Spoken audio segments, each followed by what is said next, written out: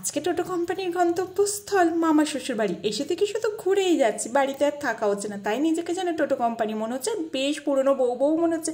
কারণ আগের বাড়ি সব জায়গাতে যাচ্ছিলাম শাড়ি পরে, যেহেতু কম মাসের পুরনো হয়ে গেছে, তাই এবারে যাচ্ছে চুড়িদার পরে। আর এই যে আমার দিদু শাশুড়ি, এত সুন্দরী দেখতে, নিজে ইয়ং বয়সে আরও কত সুন্দরী ছিল কে জানে।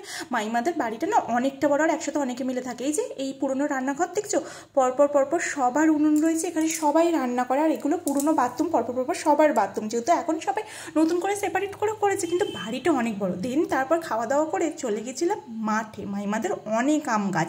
মাইমা বললো একটা গাছে আম আছে, চলো পেরানি। বাস, আমি তো আম পাড়তে ভীষণ ভালোবাসি, তাই লাফিয়ে চলে গেলাম আম পাড়তে। শুধু কি আম পাড়া, আমের সাথে পেরেছিলাম শশাও, মানে শশা গাছটা আমি প্রথমবার দেখলাম।